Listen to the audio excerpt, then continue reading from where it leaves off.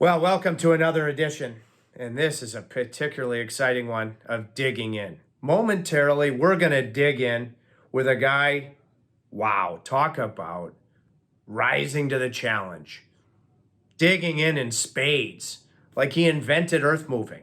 James Reimer, the former Maple Leaf, in the building that he broke into the NHL in against the New York Rangers. Spectacular goaltending. Flat out spectacular. Can't wait to dig in and really find out from Sir James, Optimus Rhymes, all of the special things about him that allowed him to dig in and really deliver the goods. And it's in gratitude to our sponsors, first and foremost, to our presenting sponsor, the New Country Auto Group. Locations in New York, Connecticut, Pennsylvania, Maryland, and me, Florida. This is where I got my ride. They are so good. I mean, no stone unturned from their sales force, obviously to the automobile companies that they use. The customer service is beyond spectacular. But I look at it like this. One of the owners of the company, who I call a friend, I use that term loosely, his name is Jared the Nooch Cantanucci. He went to Shattuck St. Mary's. And he had one year, he'll probably let this go to his head, 150 points in 50 games at Shattuck. I mean, this is the same Minnesota prep school that produced Crosby, Zach Parise, Nathan McKinnon, just to name a couple. And the Nooch went on to Harvard before, running now the New Country Auto Group. And he has taken that same level of production, complete play, both ends of the rink to New Country, no doubt about it. I mean, you're talking about, I mentioned Mercedes, Ferrari, Porsche, just to name a few, BMW. So you can't go wrong at New Country on all levels. I think that they deliver the goods because of attraction, not promotion. They don't try too hard because they know their product and their service, I think, represents the finest auto group in the United States of America. NewCountry.com. Data 443 software. Oh, these guys are good. Tell you. Can't help but keep bringing out my cowboy boots because I should have been right there with Val Kilmer and the boys in Tombstone. That's the era I should have lived in because I'm a tech moron. But Data 443 software makes me feel like I actually have brains. Because I can just look at my phone, any type of game planning, the calendar, professional sports teams use them. It's so helpful for players, management, coaches. I mean, if you are not on time and you don't know where you need to be, if you're using Data 443, I mean, you have the IQ of a monkey. And no, less than that, because monkeys are actually underrated in their intelligence. So Data 443 software, data443.com, and the icing on the cake, they're huge caniacs. And finally, I would like to welcome a new sponsor, Zim's Vodka. These guys, they're special. I've known them for a long time. It's Polish-made vodka, as smooth as silk. Now you make sure, because I'll tell you it's smooth. You drink it responsibly. They're high-end. They have a couple of different levels. As Zim's 59. I'll tell you a quick little nugget of how good these guys are. There's a beautiful golf course called Double Eagle in Columbus. Fantastic golf course. Okay, so the Tiki Hut there exclusively provides Zim's.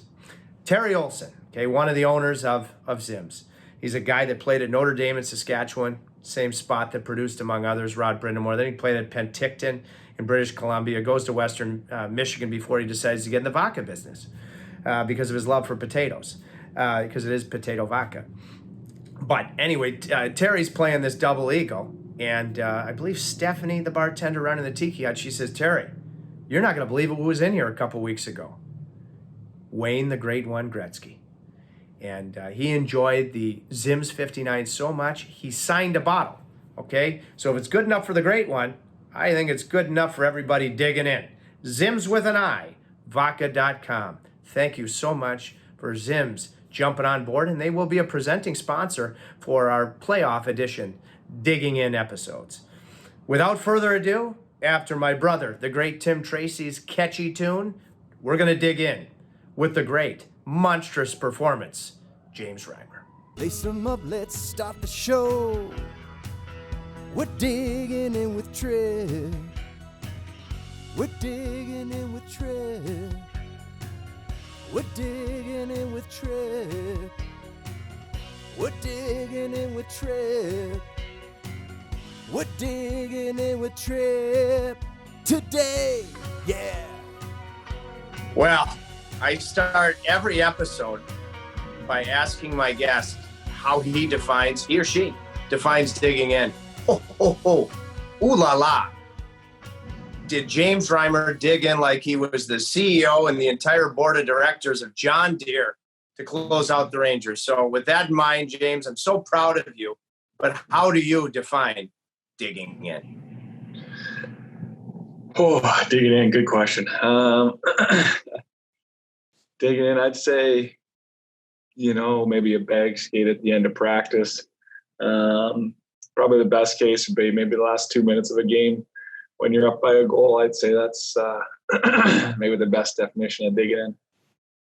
Boy, I think last 2 minutes of the game when you were wearing your Hartford Whaler jersey and you dug in against the Kings, you were fighting some cramps. So you did that in the last 2 minutes. But speaking of the last 2 minutes, I have to jump right to late in the second period, partner.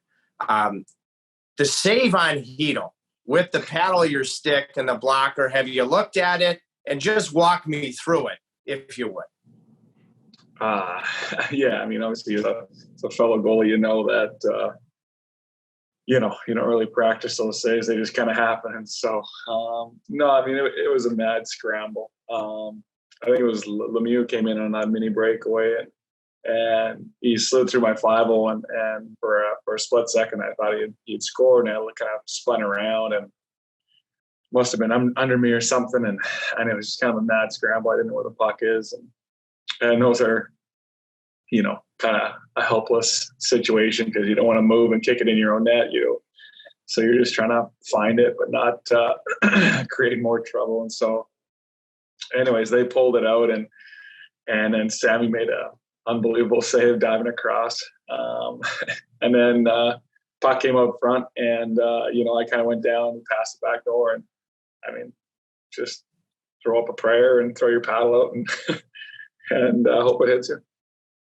Okay, so I want to get to Sammy Vodka with all the great Finnish goalies in a second. But I looked at it, Rhymes, and, the mechanics were there in desperation. Like, you went to the post with your blocker and with your paddle. And did you recognize, even in desperation, that Hedel was going to go upstairs with that? And so you tried to elevate your stick? I mean, it looked to me like you were even thinking about that in desperation. Yeah, I mean, I think so. I mean, I think all goalies, like that. I mean, it's, and all athletes too, right? I mean, I think you just, even playing the game for a long time, and you read where the guy's trying to go. I mean, obviously he's got no time. He just corralled the puck, and he's obviously thinking just lift it, and coming across, you just try and read it. I mean, it's just a lucky save, right? I mean, it's just you try and get as much as you can there, and luckily it was enough to get in the way of the puck. Sir James Reimer, Optimus Rhymes, as people love to call you. So here in Raleigh, it's, God rest his soul, Jimmy Valvano country. Sammy Vodka, Sammy V. So during all of this, when he makes the save where he seals the short side, are you actually able to appreciate that and say to yourself, whoa, that was pretty special? Yeah, in a split second. I mean, it was pretty funny. I think I referred to it last night as his best Secret Service impression, trying to save the president. And so, it was pretty funny. I mean, it was obviously great in the moment. I mean, you don't have much time to appreciate it because obviously the play was still going on, but obviously I recognized that I was out of position and then I was empty, and you see me trying to reach my glove a little bit, but and then you just see Sammy flying out of nowhere. So, no, I mean, in the playoffs, it takes, special moments and special plays and what he did was obviously special. I mean, I don't make that save without him making, that save first, right? And so, that's the beauty of hockey, the beauty of a team sport. So, makes it all the more enjoyable. Sure is. And So then you're guilty of icing. So speaking of a team sport, the entire bench is up going bonkers.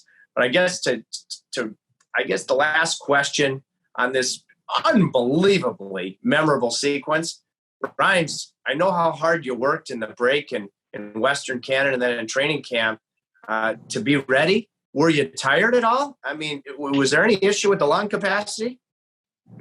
Not really. No, I mean, especially with the adrenaline running in that sense. I mean, you could have had 1,000 shots by that point. If, when the adrenaline gets going, you got energy for days.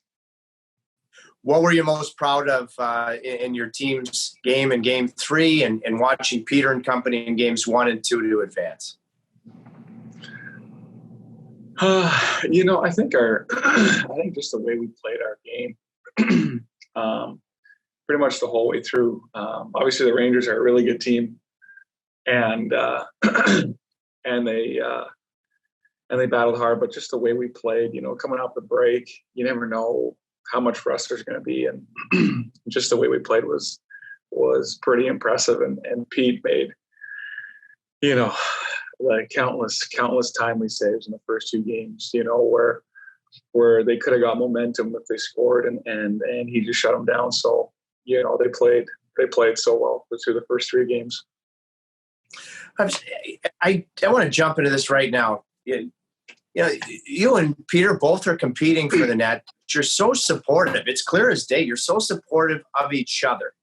I think it's because, from my perspective, as your color analyst, I think it's because you're both very selfless, team-first guys. But why does this relationship work? Because you aren't just goaltending partners. You're darn good friends. Yeah, I think it has to do a lot with I think just the makeup of the team too. With Roddy, just how the culture is. You're trying to support each other, and it's really team first. I mean,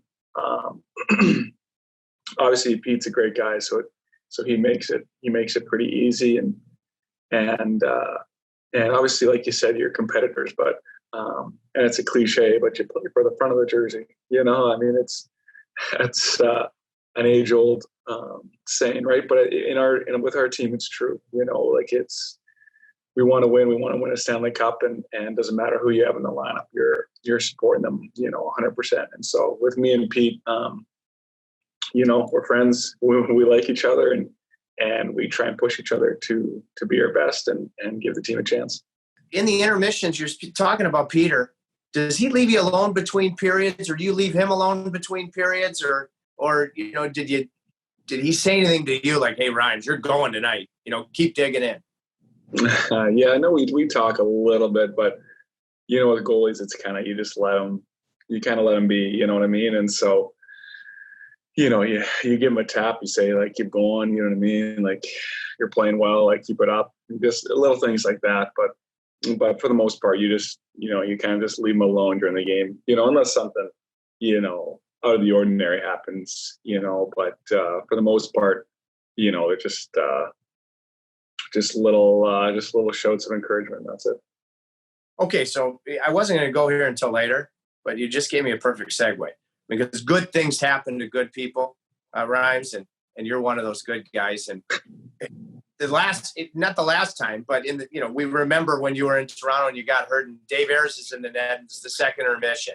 So if you could, you've told this story before, but your decision to not just leave Dave. Dave was so proud of you last night. He was going bonkers. I was texting back and forth with him about your decision to go and give him some positive reinforcement before he went out and shut the door in the third period on Dave Ayres' night. Yeah, I don't know. I mean, it's, it was such a weird night, right? And I could only imagine what was going through his mind. I've said this before, but I know how hard it is to come in, as an NHL goalie coming into an NHL game, a guy that's been playing for a number of years. And so, for him in that situation, it's just, mind blowing. Right. And so, I just tried to, just hang out with him and just encourage him a little bit. I mean, just try and simplify it. I think, I've said it before, but goaltending's all mental, right? And for him, it's like, he stopped pucks, his whole life to some extent, right? And so the third period is no different, And so I just told him, you know what you're doing. You just go out there and have fun. Like, you've been doing it for a long time. So, I didn't say anything special to him at all. Just tried to be in his corner and support him. And he turned in a period. Did he ever? And again, full circle. All of a sudden, one of the great guys in the game, true dedication of the game, gets it done like you did, Rhymes. I've watched you your whole career. Haven't had a chance to get to know you like I do now until this season. But you're a former Red Deer Rebel, like the great Cam Ward. When did you first, coming from Florida to Carolina, because you just talked about the culture, when was there one moment in training camp early in the season when you said, ooh, I like this culture here, and why is it uniquely good?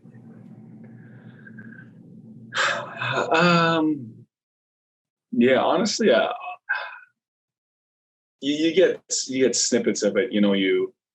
When I got traded, I talked to Don, and I talked to Tom, and I talked to Rod, and you start to get a sense of the organization and how they like to run things. So you start to get a sense of it, and then it comes to camp, and you start to sense it more and more. And then we had when we got down to our team, we had a meeting, and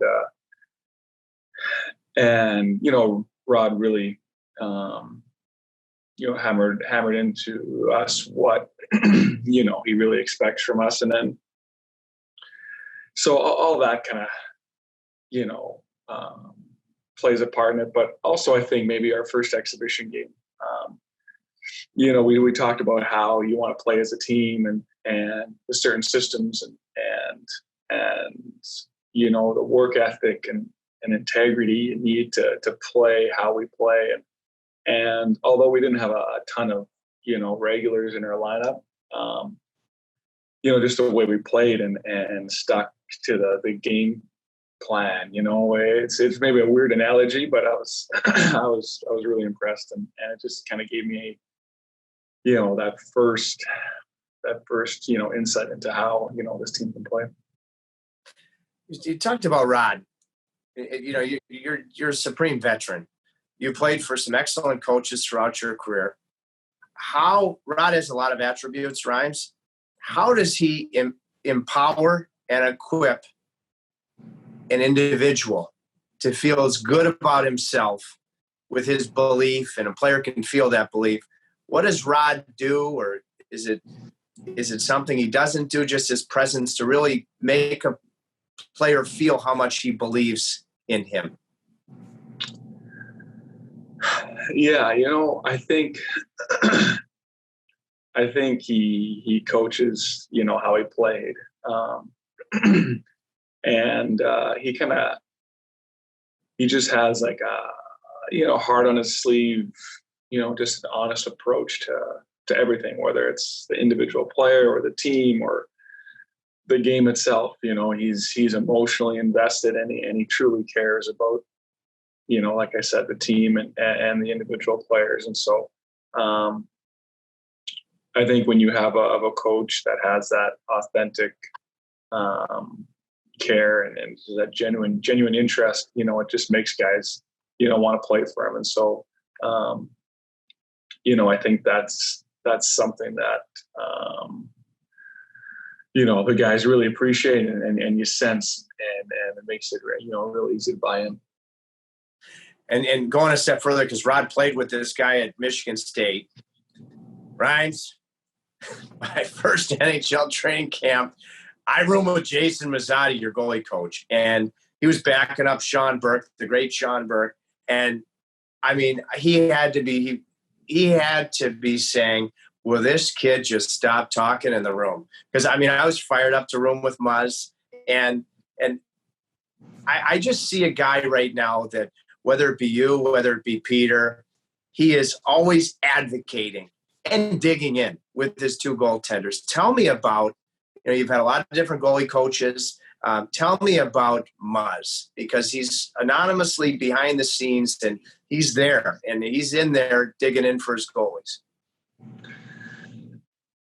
Yeah, no, Muzz is awesome.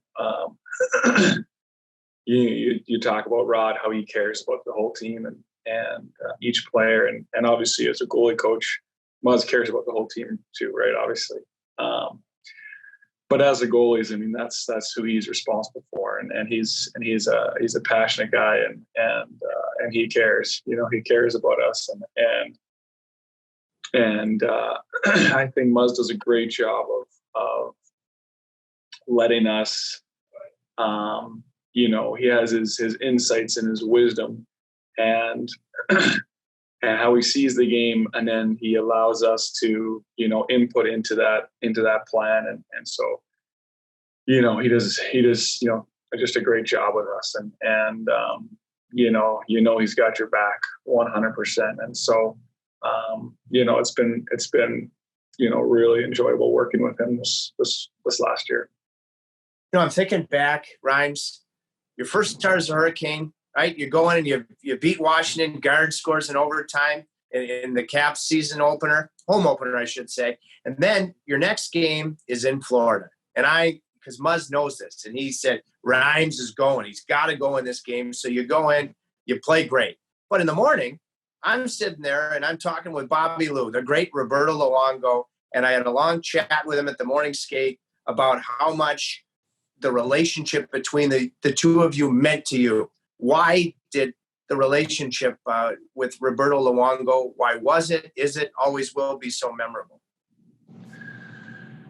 Yeah, I mean, anytime you get to play with one of the greats in the history of the game, I mean, it's special. I know when I came into the league, I got to watch and play with J.S. Shakir. And, in my mind, he's also, one of the best goalies, and just the way he played. And I learned so much. And you always try and learn stuff from your goalie partners, whether they're younger than you, older than you, no one's got goaltending down pat. You're always learning. You're always trying to get better, right? But when you get to play with one of the greats like Lou is, it's special. You just see how he approaches the game and so much professionalism, from him. I mean, like I said, one of the biggest thing that stands out from playing with Lou was just how he did the same thing every day. You know what I mean? Like he just brought it every day, and there was no days off. There was no, just being lackadaisical. You know what I mean? He was, a true professional. He was created his craft, and he just brought it every day, and you see the success he had on the ice. I mean, he's up there in wins and everything, right? Games played. And so, I could go on forever about the things I learned from him, but it was really special. Did you ever dig in with him and go to the Italian restaurant where he met his future wife? No, I never went there. Well, hey, listen, I could go there and take myself from a 36 to a 38 waistline. Did you continue to talk with him? Because I know how much he loves the game as a future in certainly a hockey life after his career. And, for instance, I'm guessing he was probably watching the game against the Rangers. How often do you still communicate? Yeah, we text now and then. Obviously, we played together for 3 years, so we know each other fairly well. But we text every once in a while to stay in touch and see how we're doing, see how the families are doing. Well, speaking of family, let's go back. You grew up about an hour and a half north of Winnipeg, God's country, and your brother. I mean, I want you to tell me the story. Your brother Mark, is it true that you really just got into hockey at 12 years old, right? Just take it from the top, William. This is a special story. Yeah, no, I mean, I started playing organized when I was 12. Obviously before that I was playing on the outdoor like every, good Canadian kid, especially in the prairies. Nothing much else to do in the winter except play hockey. And so I would play with my buddies and my brother's, buddies. I mean, the story is that he's the reason, I made it where I am. It's probably true too. I mean, every younger brother wants to play with their older brother, right? And the only way I could play with him and his friends if I was a goalie. So, at a young age, I was taking shots from kids that were 3 or 4 years older than me. So I'm sure that sped up my development. Yeah, and you're playing right on a church league team, and your agent to this day, Ray Petco, locates. I mean, this is a true Jerry Maguire story. This I am your Quan. Tell me about the great Ray Petco. Yeah, Ray. Just a great guy. I mean, obviously we have a special relationship. He's my agent, but neither of us look at it from the business side of things. Obviously, it's a true friendship, and he's had my back, literally my whole career, and he's been such a great resource. I mean, I don't get to where I am today without him. So, it really is a really special bond there. But yeah, the story is I was playing in an annual church rec hockey league, and we needed some extra players. We didn't have enough for a team, so I think he was cousins or related to people on our team, and so we asked if him and his best buddy would come play for our team so we could have enough players. And after the tournament, we were the last two guys in the dressing room. Obviously, he was probably just waiting until everyone had left, and he kind of said, "Hey, would you ever consider pursuing hockey?" And I was a shy 12, 13, probably 13 years old, and I was like, I had no idea what that means, and I was like, "Well, I like hockey, sure." My answer was sure, and that's where it all started. Sweet. Okay, I want to get to both your parents. I'm going to fast forward when I ask about your mom, because on the mom's trip this year, your mom, Marlene, she was awesome, okay? And you sat right behind where I was sitting on the plane. She announced the starting lineup for the game in Nashville. Tell me about your mom, because at least I can say with my mom, she's not just my mom, she's my best friend. It sure seems the case is the same with you and your mom, Marlene. Yeah. No, obviously, my parents are awesome, and talking about not getting to where you are without people. I mean, obviously, my parents are the biggest factor. I mean, they sacrifice so much time and money and who knows what else. And so, it's as a parent, you love your kids, and now as a father, you realize how much you love your kids. And so to be the beneficiary of your parents, love and sacrifice is special. And so, but with living in the prairies, there's lots of driving and playing hockey. It's 45 minutes to practice, a couple times a week. And I was big into swimming when I was a kid too. And so we had to drive to Winnipeg, and that's an hour and a half. And so we were in the vehicle a lot, and obviously my dad was working. And so my mom was obviously did most of the driving. And so we got to spend a lot of time together and got to know each other obviously really well. And so, yeah, definitely a special relationship there. And so, we spent a lot of time in the vehicle, so it was a lot of good times. I remember in the vehicle, my mom introduced me to U2, the Joshua Tree. Yeah, pretty cool. Going to hockey practice, we were listening. She put in a cassette tape. She said, "I hear this band's good." Then she and I got to go to U2, I think the 30th anniversary of the Joshua Tree a couple of years ago, and got to meet Bono. I mean, that's full circle right there. Rhymes. Okay, so wait, whoa, time out. I have to just, dig in a little deeper here. You were a swimmer? I'm just guessing, Rhymes, that Sir James Reimer, that you were a butterfly. I don't know. I mean, it was, I swam, I don't know, because I mean, swimming competitively isn't big, especially where I grew up at the track of the city, and so I I mostly was just swimming lessons. I kind of got my lifeguarding, but before that, it was, I started to swim competitively a little bit, but the time requirements was so much. I kind of had to choose between swimming and hockey, and so obviously I chose hockey, and so, but obviously I love to swim. Probably not the greatest at it anymore, but it's still something I like to do in the summers. Yeah, it'd make you happy to know that Michael Phelps, he watched the game 3 against Reimer. Big Caniac, huge Caniac, Michael Phelps.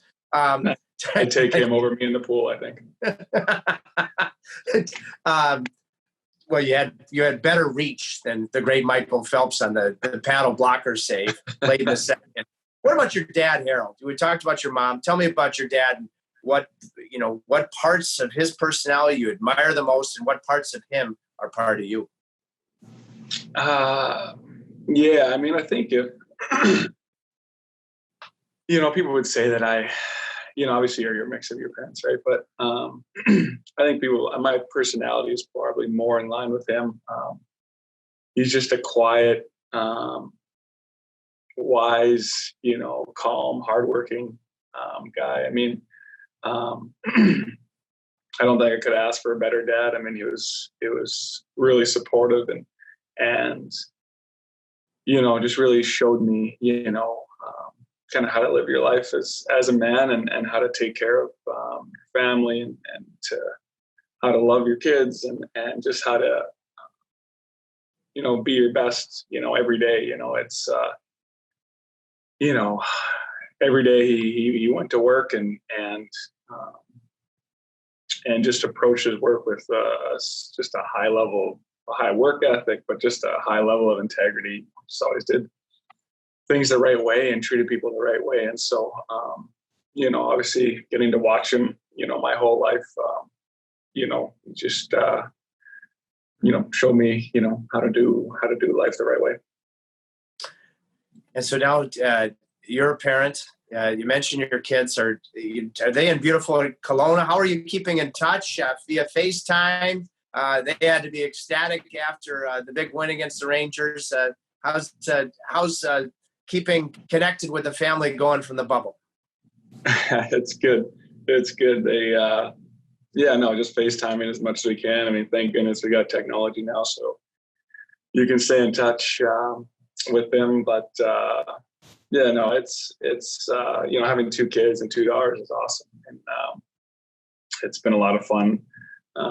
Just being a family and I mean, a huge shout out to my wife. I mean,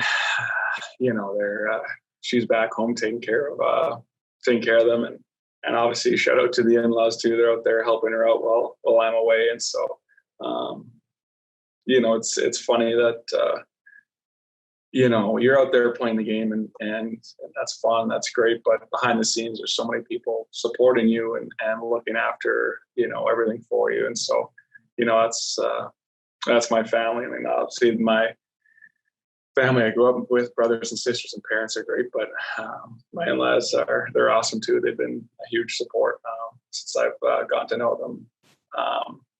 But I might have to be a little harder on my daughter because she apparently wanted to watch Fancy Nancy instead of the game last night. So, got to do a better job with my 3-year-old. Oh my gosh. Well, I got to meet your in-laws. I mean, don't let this go to your head, Rhymes, but I think you might be the ideal son-in-law. I mean, if I ever walk down the aisle, I'm not sure that I'm going to get that same top billing.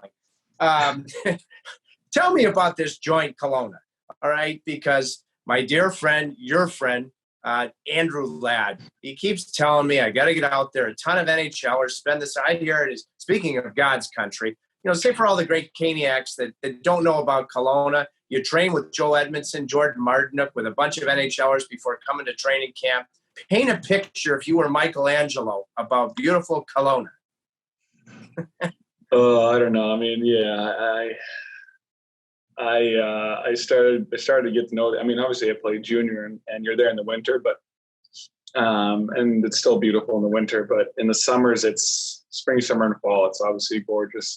There's mountains. The lake is is mountain fed. It's clear. It's clean water. It's it's a big lake. It's great for water sports. There's tons of golf, wineries. It's hot every day. Barely rains. I mean, I don't know. It's a beautiful spot. It truly is a blessing to be able to live there. And probably the greatest part of it, coming from Manitoba where the mosquitoes are the size of birds, is that there's hardly any mosquitoes or bugs there. And so, who cares what it looks like as long as there's no bugs. So, it's a beautiful spot. James Reimer, Board of Tourism for Kelowna. Boy, that sounds great. By the way, we in Game 2 on our local broadcast, we showed, all of the guys on your team are your brothers. You and Jacob Slavin are particularly close. I don't know if I've got a flight board. I don't know if they call it a board surf or whatever of slaves. Did you see that? Because he was on with Kylie, his wife, and Emerson, his daughter. There he is, and his balance was good, and then he went knee deep in the water. Did you see that? No, I never saw it. I should bug him. You might have to, because what water sports do you get into on the waters of Kelowna? Mostly just wake surfing. I think that's pretty much what every guy does. Yeah. It's low impact. You'd have to try really hard to get hurt doing that. You're going pretty slow, and so that's kind of the main thing that I think pretty much every NHL guy does, because it's a lot of fun and no risk of getting hurt. I know that I don't want to ask you to give away any trade secrets, but in Kelowna you worked with with some people you trust, and a goalie instructor you really trust, and your core in particular during the break. Because you wanted to be prepared if hockey was going to return.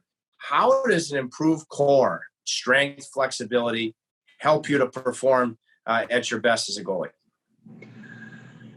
Yeah. Well, yeah. I mean, I got a goalie coach who I work with in the summer, and obviously my strength guy.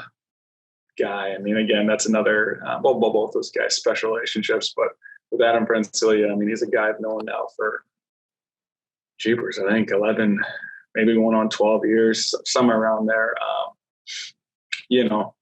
Again, another really close relationship. And it's just something far beyond, the business side of things. But yeah, he's got a really special eye for goaltending and how your body needs to move in order to be at your best. And so, without giving away secrets, obviously core is a big part of it. I mean, being stable and balanced in the net is arguably the biggest thing. And so, just allowing you to be stable and being able to move from all different scenarios or situations is what can make you successful. So, that's a big part of what we do. It's I dug in after Game 1 with Slaves and with Jordan and Mark Stahl right before Game 1, and I asked them if they were comfortable talking about what is numero uno, and that is faith. And you are very close to both of those guys, and why is your faith everything to you? Rhymes, you do it in a very anonymous manner. And how are you staying connected to it in the bubble?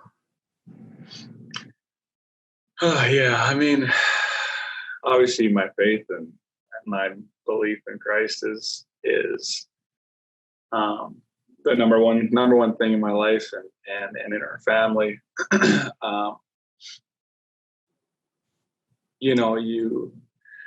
The best way I could probably describe it is it's your identity. I mean, what it kind of gives you a sense of freedom and just a great perspective on life. I mean, how we believe what Christ did on the cross for you, to have him do that. Oh, sorry. Housekeeping jumping in here. One second, sure it's not Chris Farley? So. Sorry. Rhymes, I'm going to let you keep going because at least I've always thought that nothing in God's world happens by mistake. So that knock came for a reason. I'm open to interpret and just keep going because this is really good stuff. Yeah, no, I mean, I'd say that, what Christ did on the cross for me, dying for my sins, and saving me, it just, it gives you just a sense of freedom and peace. I like to, relate it to hockey and going into the game last night, you're nervous, for me, it's a big game, obviously, and you want to play well. And, a lot of thoughts going through your head, how will you be judged, good or bad, what happens. And I feel like as a Christian and being a believer in Christ, it's, you can kind of look at it from a bigger perspective. I mean, it doesn't really matter what happens, the biggest thing in your life is what he did for you, not what you're going to do, and so you can just go and have fun. You can just play. You can live your life to glorify him, and because of the crazy sacrifice he did for you. And so it's I don't even really know how to explain it that well. It's just it's just special what he did for you, and you just live your life to in gratitude and just try and glorify him. Thankfulness. Wow. I think you described it unbelievable. That's powerful. How, when you think about that, let's just talk specifically about performing when your mind can be an enemy on the ice. How does that perspective help you eliminate self-doubt? Yeah, I mean, I think, whenever there's, per se, no pressure, you usually play better, or like you got nothing to lose. So you just go out there and play. Right. And I think for me, that's the case as a believer. And obviously you're not perfect. You still make mistakes and you put too much pressure on yourself, and you don't let God be big enough in your life and whatnot. But that just gives you that freedom to just play and enjoy, the giftings and the opportunities that he's given you in your life. I mean, it's nothing. That's the other thing too. Nothing happens without him. I mean, you go out and you work hard and you try and do well with what he's given you. I mean, that's part of glorifying him, but nothing happens without his okay. Right. And he's the one that gave you that skill. Right. So, you just, like I said, you just have that attitude of humility and you go and have some fun and try and do well with what he's given you. It makes complete sense, because again, your fellow former Red Deer Rebel, the great Cam Ward, I'm sure you've heard this story, in Marker at the heel and the shaft where they meet of his stick, in Marker, ever throughout his whole career, said, have fun. Because his dad, Kenny Ward, always said, Cam, the more fun you have, the better you play. And speaking of Wardo, I want to ask you about Sid Graham. He is Jacob Slavin was talking about him the other day. Jordan Stahl mentioned him. He's the team chaplain. He is also a longtime pilot for Federal Express, that great company. Federal Express loves to dig in all over the world. And now you have been working on, your piloting skills. I believe you've been up in the simulator with Sid. Sid does, global flights for Federal Express. Tell me about being in the simulator, how that's gone, where you're at with regards to your piloting aspirations. Yeah, no, it's fun. Obviously, it's just a hobby of mine. I've always enjoyed flying, even as a kid. I don't know why. But yeah, I mean, it's one of those things that, when I retire, it's probably something I'll go after with a little more fervor. I mean, for now it's just, learning, and I got myself a little, joystick and potted pedals and whatnot here, little flight simulator, just trying to have some fun. I'm working on some ground school stuff, and just trying to learn casually, and especially here in the bubble with more time off, you can learn a little more. So it's been fun, and lucky for me, I've had people in my life from back in Kelowna to uncles, to Sid being pilots, and so you get to learn from different people and just your stories and just talk about it. And so Sid's been awesome. We went up a while ago in one of his friend's planes, and the friend let me fly a little bit. So he's a brave man, so so luckily I didn't crash the thing, so that's a plus. And so but no, it's just, honestly, I don't know, it's just something I enjoy, and casually now, and probably a little more when I retire. It's cool. And I'll talk to Sid every once in a while, and he'll be in Paris, Reims. He'll be in London. He's flying some big time equipment, 777s, for Boeing, even, DC-10s, that still are used by freight aviation companies. What's the biggest equipment you've been on in the simulator? Kind of fly everything. I mean, the big planes there's a lot going on with those. I kind of just fool around with those because I really have no idea what I'm doing. But mostly, when I fly, I just stick to small singular or twin engine planes. But every once in a while, I take out a big bird and have some fun. But that's I'm lost when it comes to those.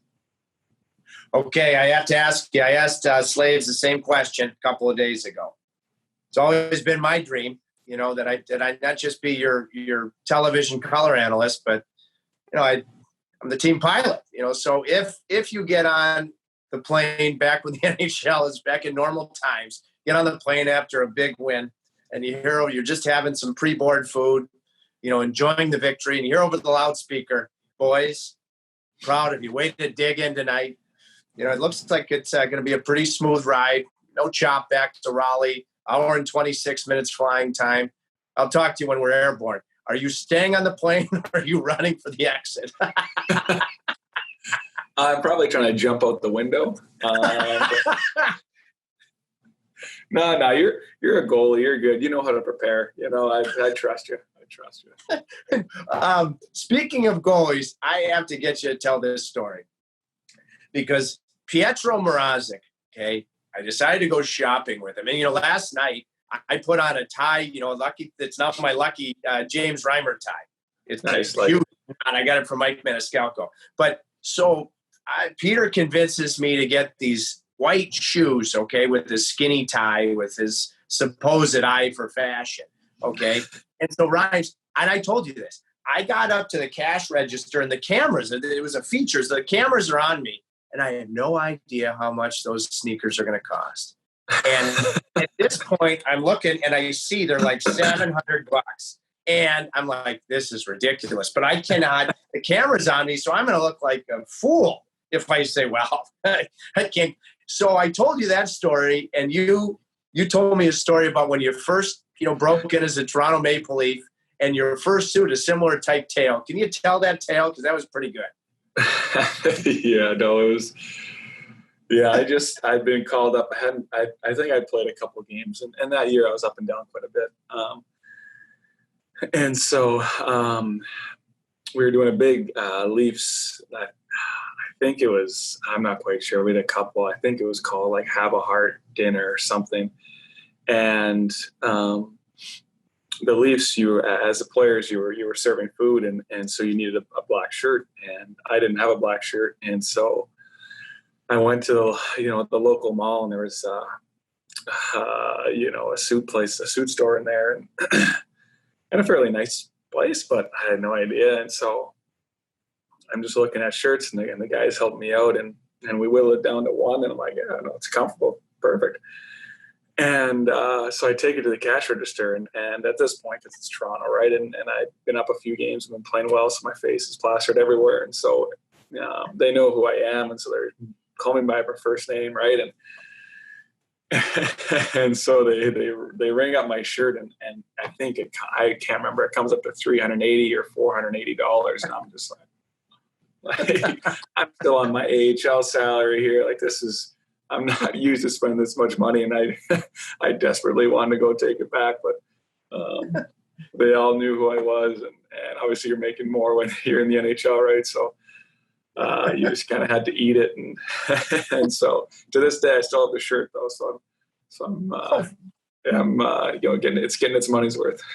Oh, you got some good value out of that shirt. Speaking of good value, I'm hearing in the bubble. Like I reached out to you because after the exhibition game against Washington, they said, Ryan, I want to talk to you. You look sharp as can be, against the Caps. And you said, you know what, Trip? Yeah, let's talk. I'm just about to dig into a heavy game of Catan, which I don't know how to play this game.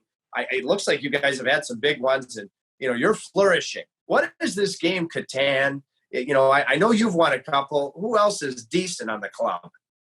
Yeah. How do you play it? Sorry? How do you play it? Yeah, well, I mean, Slavo's a wizard. He's the one who brought it. He sets up the board, so, shocker, he wins, so there's a lot of bitterness there. But, I mean, I never really played it much growing up, maybe once or twice. But again, here you're looking for things to do. And so we got a group of Catan guys. And so we play every once in a while. And I know pretty much there's 5 resources you try and accumulate, and you build cities and whatnot. And when you have a certain amount of points, you win. And so, it's a fun game. You get to trade with all the players, and there's some bartering and some tough negotiations. So it's been a lot of fun. Sounds like it. You mentioned slaves again. I have to tell this story, okay, and get your go-to order. So the Saturday afternoon, you're playing in Calgary, okay? You've already won in Edmonton to start the trip, got a point and a good effort in Vancouver. You win in Calgary, and you were brilliant. Shutout Saturday afternoon against the Flames. So you've taken 5 or 6 points. I mean, you're rolling. It was eventually a franchise best swing through Western Canada, and then beat Colorado, where you were great too. All right. So, but it's a fun bus ride to Banff. Beautiful Banff. My first time there after you beat the Flames, and it's Saturday night. You're not playing the Jets till Tuesday, I want to say. So we get to that beautiful hotel. I mean, scenic place, postcard in the mountains, the Aspen of Canada. All right. And I'm going with Rod, the coach, is taking the shuttle bus to go for dinner. And I see you in Slaves. Okay. And you're fresh back from McDonald's. Okay. And I'm looking at Rod the Bod. Okay. And he's like, I see, he notices, he goes, you get a shutout, you can order whatever you want. And so what, and you earned it. What was your go-to Ronald McDonald order, and what is it if you're choosing from that whole iconic menu? Well, that's probably the worst case scenario, right? I mean, you had a couple of days off, a big win. You need to treat the body, but you don't want to be walking that by the coach. So that's probably the worst case. That was probably the worst case scenario. Yeah, no. What's a go-to at McDonald's? A big double quarter pounder guy. And then it's hard. I mean, it's also hard to not go with the McDouble. I mean, it's a classic, right? So I feel like you could eat 30 of those. But I think that's probably the classic burger. Ryan, my dad, God rest his soul, only on my birthday when I was a kid, he would take me for a Wendy McKing. Because I felt Burger King, I thought they had the best burgers, flame broiled bacon double cheeseburger. I thought McDonald's had the best fries. And the shakes, I thought the Frosty from Wendy's was the best. So only on my birthday, I'd get the Wendy McKing. It's pretty cool. Speaking of Kings, boy, I mean, it's your team there. It's all hands on deck. But I want to ask you, all of the stars that you played with throughout your career, Sebastian Aho, Andrei Svechnikov, what is it about both of these guys that they have that it factor beyond, obviously the elite skill set that both of them possess? I'd say it's their competitiveness, honestly, I was talking to Jordo a couple of days ago after game one, and, you see them play in the regular season, right? And they're phenomenal players, just incredibly elite, and the way they take care of themselves off the ice, they're young, and at such a young age, they're true pros, which is honestly, it's a beautiful thing. When game one got physical real quick, I have no leg to stand on because I'm a goalie. So, I don't have to worry about getting hit. But, I was like, I never seen these guys in the playoffs, and I was like, how are they going to react? And they just went full out. There's, no fear. They're just trying to win and playing hard. And, I was so impressed, with that because, I think that just, it really shows our team. We got skill, but our skill has no fear of working hard and grinding and going to tough areas. They play the game the right way. And I was honestly so impressed with that whole top line with Turbo too. I mean, they don't back down, whether the game gets physical or it's a skill game, they grind and they play it the right way. So after game one, I was, just one more feather in their cap. It was impressive to see. That's a cool answer coming from you with all of your perspective. Just a couple things to wrap up. What a fun digging in session. I don't know that Rod has rolled out his plan because you're going to have a good amount of time off. Sure. Yeah. So what do you think is going to be critical to it? Here, Reims, to rest up, to stay sharp, by the time game one occurs early next week? Yeah, I think it's important in two aspects. I think you have to unplug. I think you have to rest properly in the sense that, we're not playing for 7 days, so no sense in thinking about it, right away. I think we have time to enjoy what we accomplished. And so I think you want to take a day or two to just enjoy it and not think about, hockey or the next round. And then in the day, a couple of days leading up to the next round, that's when you start to, really dial it back in. And so I think the coaches did a great job of that with the Rangers. And I think they'll do a great job of that, going forward. I mean, right now we're not going to know who we're going to play, but the biggest thing is how we prepare and how we keep getting better at our game and staying ready. So, take the time now. We've worked hard and we've earned the time off, and then put that behind you and get ready for the next round and start fresh. Final question. Boy, I'm just floating on the clouds. I told you I was floating on the clouds so much. I made a massive order after you were able to close out a very good Ranger team. But I was so happy. I made a massive order at Taco Bell. A birthday cake I gave to Mike Maniscalco. I practically polished it off myself. Okay, but I get home, probably have a sugar high, so I can't sleep. So I get on the phone with my dear friend, a former Hurricane great and a former Panther like you, Kevin Shady 80 Weeks. And we had a great conversation. We were both all fired up. And this is probably 1:45 in the morning. And we both said to ourselves, and Andrew Ladd had said the same thing to me, James Reimer is so dedicated to the game of hockey. He's a dedicated professional in the most admirable and a supreme complimentary sense. What is the best part of being a dedicated National Hockey Leaguer like you have been for so long? I think just enjoying the ride. going back to, again, the belief, right? I mean, it's a gift, and I don't know why, I don't know why God, allowed me to be able to realize my dream. I mean, and so I think just having that mindset, it truly is a gift. And your career is only so long. And again, I've been blessed to play, 10 years now, but just, it's a combination of that and it might, again, the hard work and doing things the right way that my dad instilled in me. And so, just putting those two things together and then just enjoying it.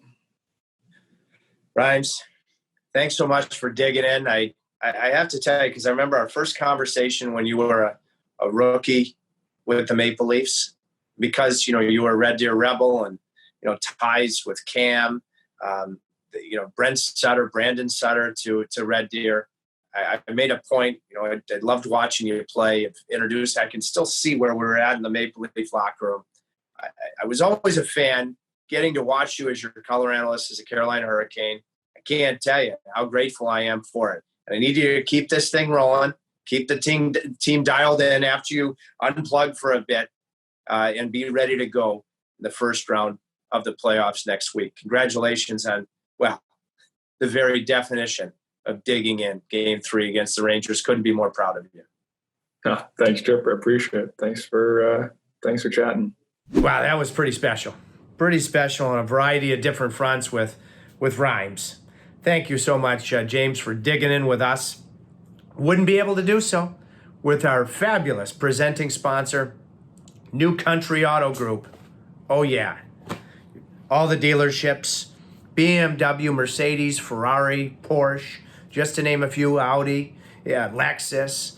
List goes on and on. New York, Connecticut, Pennsylvania, Maryland, Florida. I got my car in Florida. They can ship a new ride to you anywhere. Their customer service is off the charts. I mentioned, the one-time pure goal scorer at Shattuck St. Mary's, one of the owners of the company, Jared the Nooch Cantanucci, before he went on to Harvard, 150 points at Shattuck. I mean, this company, I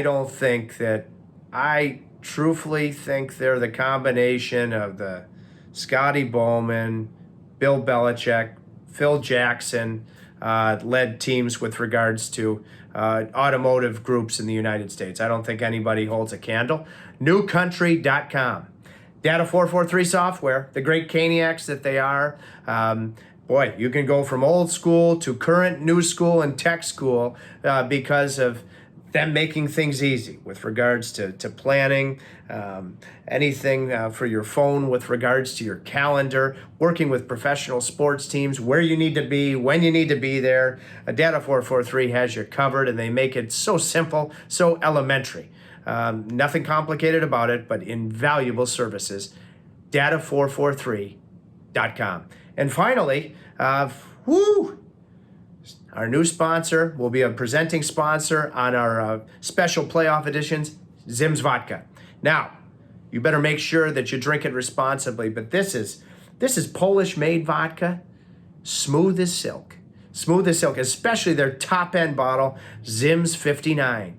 And Terry Olson, one of the owners of Zim's, fell in love with potatoes and potato vodka, extensively traveled throughout Poland to make sure that the process of making the vodka as smooth as possible was ideal before they went to market. Terry Olson, a former gritty player at Notre Dame, a Hound in Saskatchewan, Penticton, and then a Western Michigan Bronco. And he's put all of that learning experience and academia on and off the ice to becoming, I think, the maestro of the finest vodka producer in that very competitive vodka market.